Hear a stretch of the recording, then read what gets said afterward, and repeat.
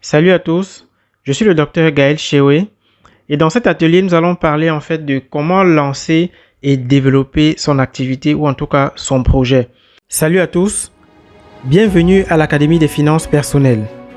Je suis le docteur Gaël Chewe et ici, notre objectif à destination des salariés et des personnes qui entreprennent une activité pour gagner de l'argent, c'est de vous apporter des outils simples pour bien gérer vos revenus, qu'ils soient réguliers ou tout simplement irréguliers.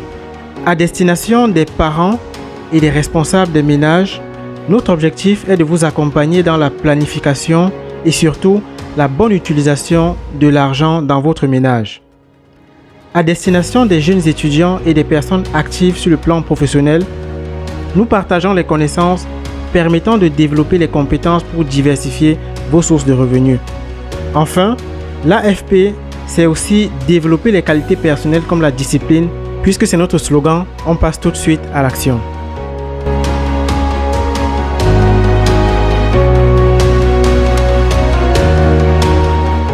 Maintenant que c'est dit, nous allons donc passer aux actions concrètes qu'il va falloir exécuter lorsque vous serez donc en phase de croissance. Si votre projet est donc en phase de croissance, voici les actions que vous devez exécuter. La première chose qu'il faut définir, c'est qu'en phase de croissance, vous avez déjà des clients, d'accord? Vous avez déjà obtenu un certain nombre de clients et ce qu'il faut donc faire, c'est donner la parole aux clients.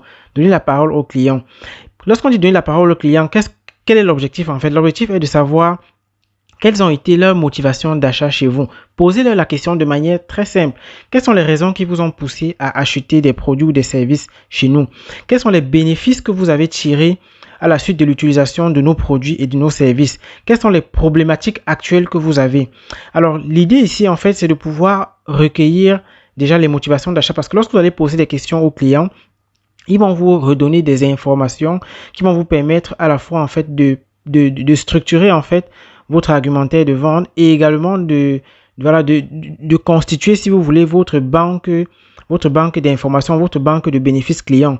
Vous allez vous rendre compte que si vous posez la question à 10 clients, vous allez facilement avoir 10 résultats différents. Vous allez facilement avoir 10 bénéfices clients pour lesquels chacun de vos clients a eu à acheter votre service ou votre produit. Que ce soit dans la vente de produits, n'importe quel type de produit, que ce soit même des beignets ou quoi que ce soit, vous allez vous rendre compte que chaque personne a une raison pour laquelle il achète un produit ou un service. Donc, c'est à vous maintenant de tirer profit de cela. Il faut savoir que un client, en réalité, un client, c'est plus que de l'argent. Un client, c'est surtout des informations. Un client, c'est surtout des ressources informationnelles. Ce sont des informations qui vont vous permettre, en fait, de davantage attirer d'autres clients et de davantage satisfaire les clients que vous avez déjà. Donc, vous pouvez vous poser la question de savoir qu'est-ce qui pourrait leur donner beaucoup plus de satisfaction. Quelles sont les problématiques qu'ils rencontrent actuellement.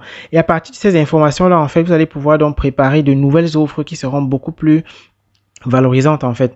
Donc ce que je vous invite à faire, c'est de préparer ce qu'on appelle votre formulaire de découverte de la satisfaction client. Donc préparez votre formulaire et prenez le temps d'aborder chaque client que vous avez déjà eu. Prenez vraiment le temps d'aborder chacune des personnes que vous avez eu à rencontrer dans votre business. Prenez vraiment ce temps, c'est très important pour pouvoir en fait structurer votre projet en fait. Donc ensuite, ce qu'il va falloir faire en réalité, ça va être de formaliser votre portefeuille client. Il y a beaucoup de gens qui font dans la vente de produits ou de services, qui ont déjà obtenu plusieurs clients, mais qui ne sont pas capables en réalité de vous citer le nombre de clients qu'ils ont eu, qui ne sont pas capables de vous dire ce que les clients ont eu à acheter chez eux, qui ne sont pas capables de vous dire quelle est la relation qu'ils ont avec ces clients-là. C'est très important de tenir ce qu'on appelle un registre de gestion des clients. Sachez que si vous avez démarré votre activité, durant la phase naissance, vous avez rencontré des prospects. Durant la rencontre des prospects, vous devez avoir la discipline en fait de récolter les noms, les numéros de téléphone, les villes de résidence de chacun de vos clients et surtout de récolter les informations sur les achats qu'ont effectués chacun de vos clients. C'est très important. Vous allez comprendre que c'est important pour pouvoir faire ce qu'on appelle le suivi client. D'accord? Dans votre fichier de gestion des clients, vous devez donc avoir toutes ces informations-là. Ce sont des informations capitales en fait, mais vraiment capitales pour pouvoir développer un projet. Donc, enregistrez donc toutes ces informations, gérez en fait votre portefeuille client, enregistrez systématiquement toutes ces informations-là. Ce qui va vous permettre également derrière de pouvoir construire en fait votre client idéal tel qu'on va le voir tel qu'on va le voir par la suite. La troisième action qu'il va falloir faire, ça va être de développer maintenant votre relation client.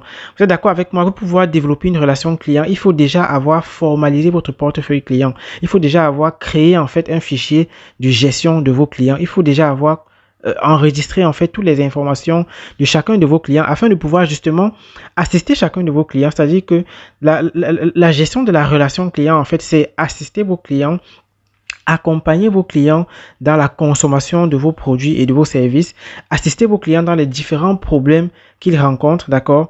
C'est vraiment l'étape la plus importante également dans la création et dans la gestion en fait d'une relation client. Apporter de la valeur ajoutée à vos clients, c'est-à-dire que lorsque vous avez déjà proposé un service, lorsque vous assistez vos clients dans l'utilisation de vos services, apportez-leur également de la valeur pour qu'ils sachent comment ils peuvent davantage mieux utiliser vos services. Je vais prendre un exemple.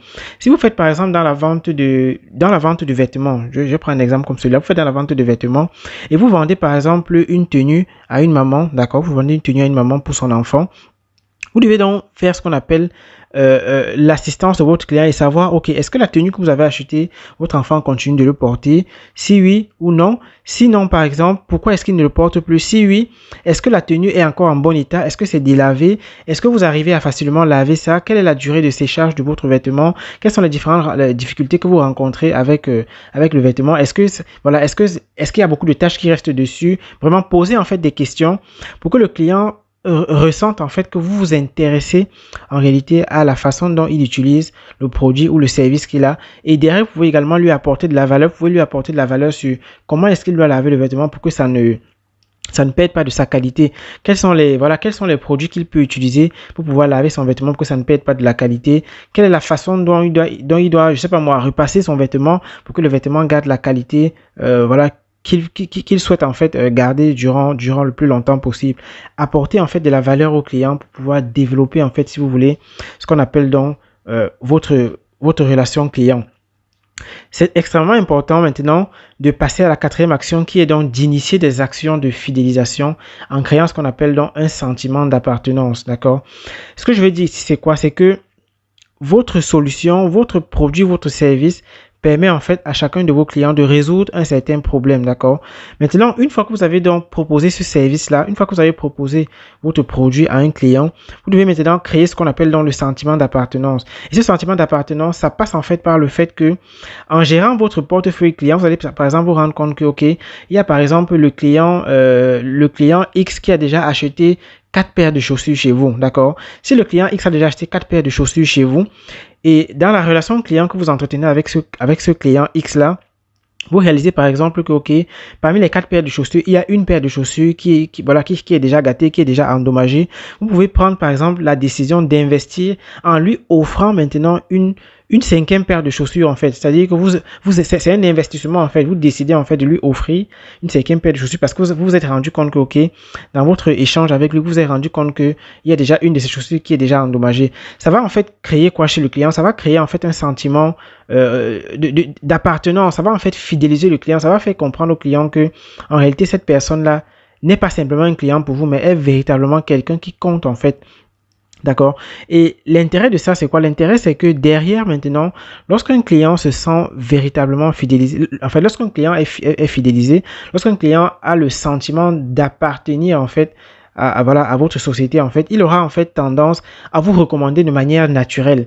Donc, si je reviens, par exemple, sur la vente des chaussures, si, par exemple, vous vendez une chaussure, d'accord, à la rentrée scolaire à une maman pour son enfant, et que vous prenez le soin de bâtir la relation clientèle avec cette maman-là, pour vous assurer que la chaussure est toujours en bon état, la chaussure se lave bien, se conserve très bien. Ce qui va se passer, c'est que chaque fois que cette maman-là va rencontrer une autre maman, d'accord, qui également recherche à acheter des chaussures pour ses enfants, elle aura naturellement tendance à vous recommander. Pourquoi? Parce que elle a déjà le sentiment d'avoir une bonne relation, d'avoir une relation de confiance avec vous. Elle a déjà le sentiment d'appartenir à une certaine structure en fait. C'est-à-dire elle a déjà le sentiment de se sentir en sécurité avec vous parce que vous n'êtes pas là simplement pour prendre son argent. Vous êtes surtout là en fait pour résoudre un problème. Vous êtes surtout là en fait pour pouvoir combler un besoin. Vous êtes vraiment là pour pouvoir apporter une solution de manière durable. Donc, elle va naturellement vous recommander, d'accord, chez d'autres personnes qu'elle rencontre.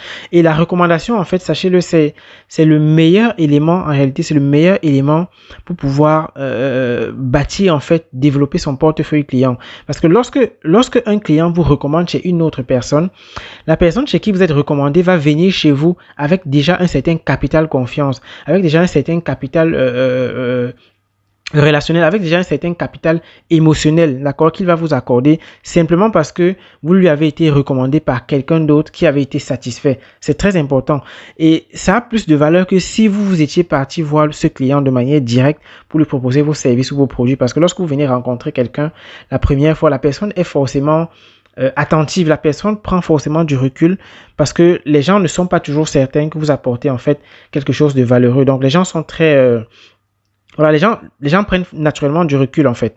Par contre, si ça passe par une recommandation, d'accord, à ce moment, le nouveau client va se sentir beaucoup plus en confiance, va se sentir beaucoup plus en sécurité parce qu'il a été voilà recommandé tout simplement. Donc, prenez vraiment le soin d'initier des actions de fidélisation pour créer dans votre sentiment d'appartenance. La cinquième chose qu'il va falloir faire, ça va donc être de garnir votre banque de bénéfices clients. Donc, gagner cette banque de bénéfices clients, ça passe simplement par les retours d'expérience que vous allez obtenir de vos différents clients, d'accord? Ça va également passer par le test que vous aurez fait sur différentes gammes de vos produits et services. Chaque fois que vous allez donc rencontrer un prospect, vous allez donc lui poser la question de savoir est-ce qu'il est intéressé par vos produits ou vos services. Si oui, ok, vous allez essayer d'aller plus loin pour savoir quelles sont ses motivations d'achat. Sinon, vous allez également partir plus loin pour savoir quelles sont les motivations pour lesquelles il n'achète pas forcément votre produit, votre service à l'instant. Et toutes ces informations, en fait, sont utiles, sont nécessaires pour pouvoir gagner dans ce qu'on appelle votre banque de bénéfices clients. Et maintenant, la banque de bénéfices clients, c'est une banque qui va vous permettre derrière de préparer vos différents argumentaires de vente pour les nouveaux prospects que vous allez rencontrer. Ça veut dire que si vous avez déjà obtenu 10 clients, d'accord, si vous avez déjà eu à vendre vos produits et services à 10 clients, ça veut dire que vous avez à minima 20 bénéfices clients que vous pouvez obtenir en posant des questions à vos différents clients. Vous avez au minimum 20 bénéfices clients que vous pouvez obtenir en développant une certaine relation avec vos 20 premiers clients. Et ces informations-là, ces données-là, en fait, vous allez les réutiliser maintenant pour pouvoir faire votre argumentaire de vente lorsque vous allez rencontrer de nouveaux prospects. C'est de cette manière, en fait, que les gens arrivent à vendre de manière exceptionnelle leurs produits et leurs services, simplement parce qu'ils arrivent, en fait, à récolter des informations chez tous les clients qu'ils ont déjà rencontrés dans leur aventure. La sixième action qu'il va falloir faire, ça va être de construire ce qu'on appelle l'identité de votre client idéal. Alors, ici encore, il va falloir que vous ayez formalisé votre portefeuille client. Si vous n'avez pas pris la peine de créer et de constituer en fait votre banque de gestion client, d'accord? Si vous n'avez pas constitué votre fichier de gestion client, vous n'aurez pas forcément les informations fondamentales. Les informations fondamentales, c'est quoi en fait? C'est tout simplement la tranche d'âge de vos différents clients. Quelle est la tranche d'âge majoritaire de vos clients? Donc, si vous avez votre votre fichier de gestion client, vous serez capable de voir que, ok, parmi les 50 clients que j'ai, il y a en réalité 60% des clients qui ont entre 20 et 30 ans. Il y a peut-être 30% qui ont entre 30 et 35 ans et ainsi de suite. Ça veut dire qu'en réalité, votre produit, votre service intéresse majoritairement les gens qui ont entre 20 et 30 ans, par exemple. Et donc, cette information va vous permettre, en fait, lorsque vous allez faire des prochaines communications, lorsque vous allez faire vos prochains argumentaires de vente, vous saurez, en fait, dire à un nouveau prospect qu'en réalité, ce produit ou ce service est utilisé par exemple à ce jour par plus de 50 clients qui ont entre 20 et 30 ans. D'accord? Ça va en fait parler de manière directe au nouveau prospect que vous avez. Je vais vous prendre un exemple. Si maintenant je vous dis cet atelier que vous suivez actuellement est destiné à toutes les personnes qui ont entre 20 et 40 ans et qui souhaitent en fait lancer un projet. Qu'est-ce qui va se passer dans votre tête? Ce qui va se passer, c'est que vous allez en fait prendre le message que je viens de diffuser et vous allez essayer de voir si vous vous retrouvez dans ce message. C'est-à-dire que vous allez essayer de voir si vous avez entre 20 et 30 et 40 ans. Vous allez essayer de voir si vous êtes quelqu'un qui a envie de lancer un projet. Et si dans votre tête, vous réalisez que vous répondez à ces deux critères-là, donc si vous avez entre 20 et 40 et que vous voulez lancer un projet, vous allez avoir l'impression que le message que je viens de diffuser est un message qui vous est destiné à vous. Alors qu'en réalité, à l'instant où vous suivez ce message, je ne suis même pas forcément devant vous. Vous comprenez? Donc ça, c'est en fait l'effet l'effet que a en fait la construction de votre identité client. Donc, lorsque vous constituez votre identité client, ça permet à ce que vous touchiez en fait les gens qui vont suivre votre message de manière directe, de manière mais totalement directe, sans que vous n'ayez même par avance su quelles sont les personnes qui vont suivre vos messages. Mais en réalité, vous avez tout simplement exploité les données que vous avez parce que à travers votre banque de données clients, d'accord, vous connaissez déjà quelle est la tranche d'âge majoritaire de vos différents clients, et il y a de fortes chances donc que la plupart des personnes qui ont un âge compris dans cette tranche d'âge là soient également intéressées par vos produits et services. Mais il n'y a pas que la tranche d'âge, il y a également les motivations d'achat. C'est-à-dire que lorsque vous allez questionner vos clients, vous allez vous rendre compte que ok, c'est beaucoup plus les clients qui ont entre 20 et 30 ans et qui sont motivés par exemple par les questions d'argent, qui sont motivés peut-être par les questions de sécurité, qui achètent vos produits ou vos services. Il y a également le positionnement professionnel. Lorsque je parle de positionnement professionnel, j'entends ici en fait tout simplement par exemple le fait que ce soit des salariés, soit des fonctionnaires, soit des entrepreneurs, soit des personnes qui viennent de lancer une activité. C'est également une information importante pour pouvoir créer ce qu'on appelle dans votre identité client. Et finalement, il y a le sexe également. Donc, si vous arrivez en fait à constituer vos données, d'accord, avec ces 4 premiers critères-là, vous serez capable de toucher les gens de manière très, très, très précise. Donc, ce que je vous conseille, c'est de constituer dans votre portefeuille client, d'accord, et ensuite de qualifier votre portefeuille client sur la base de ces 4 premiers critères-là. Donc, essayez de voir la tranche d'âge majoritaire, essayez de voir les motivations d'achat majoritaire, essayez de voir le positionnement professionnel de vos clients majoritaire, essayez de voir le sexe majoritaire, et à partir de ces 4 critères-là, vous serez capable en fait de découvrir quels sont les gens qui sont les plus à même à acheter vos produits et vos services. Et c'est vraiment une approche très importante parce que ça va vous permettre en fait de ne plus chercher à viser tout le monde. Vous allez maintenant chercher à viser les gens qui sont capables, ou en tout cas les gens qui sont les plus disposés à justement acheter vos produits. Donc voilà en fait pour ce qui est donc des actions concrètes à faire durant votre phase de croissance. Ok? Donc je répète, je me résume maintenant. Les différentes actions à faire, ça va être donc de donner la parole à vos clients afin d'identifier quelles sont les motivations d'achat, d'accord, quels sont les bénéfices clients qu'ils ont tirés et quelles sont les problématiques qu'ils rencontrent. Ensuite, formaliser votre portefeuille client.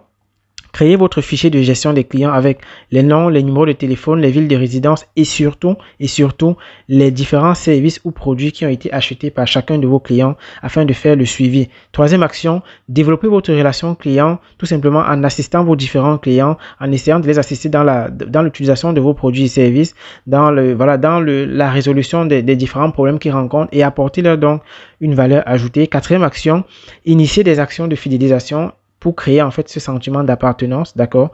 Cinquième action, garnissez votre banque de bénéfices clients à travers les retours d'expérience de vos différents clients, à travers les tests de différentes gammes de produits. Et finalement, action 6, construisez donc votre identité, ou en tout cas l'identité de votre client idéal en passant donc par les éléments, les critères tels que la tranche d'âge, les motivations d'achat, le positionnement professionnel et finalement le sexe de vos différents clients. Donc voilà pour ce qui est des actions concrètes à faire lorsque vous êtes en phase de croissance. Et maintenant, une fois que c'est dit, nous allons maintenant passer à l'étape de la valorisation d'un produit ou d'un service. Vous savez, le plus important, une fois que vous avez identifié vos ressources et structuré comment est-ce que vous allez démarrer votre action, comment est-ce que vous allez démarrer votre projet, comment est-ce que vous allez lancer votre projet, il est maintenant question d'apprendre en fait à valoriser vos produits et vos services. Il y a beaucoup de gens qui ont des produits, il y a beaucoup de gens qui ont des services, mais qui ne savent pas valoriser ces produits ou ces services-là. Donc, la question est de savoir qu'est-ce qu'il faut faire, d'accord, pour pouvoir valoriser ces produits et ces services. Qu'est-ce qui vous fait donner de la valeur vous-même à un produit ou à un service? Commencez d'abord par vous poser cette question. Quels sont les paramètres qui me font moi-même donner de la valeur à un produit ou simplement à un service? C'est ce que nous allons voir tout de suite. Salut à tous. Bienvenue à l'Académie des finances personnelles. Je suis le Dr Gaël Chewe. Et ici, notre objectif, à destination des salariés et des personnes qui entreprennent une activité pour gagner de l'argent, c'est de vous apporter des outils simples pour bien gérer vos revenus, qu'ils soient réguliers ou tout simplement irréguliers. À destination des parents et des responsables des ménages, notre objectif est de vous accompagner dans la planification et surtout la bonne utilisation de l'argent dans votre ménage. À destination des jeunes étudiants et des personnes actives sur le plan professionnel, nous partageons les connaissances permettant de développer les compétences pour diversifier vos sources de revenus. Enfin, l'AFP, c'est aussi développer les qualités personnelles comme la discipline, puisque c'est notre slogan, on passe tout de suite à l'action.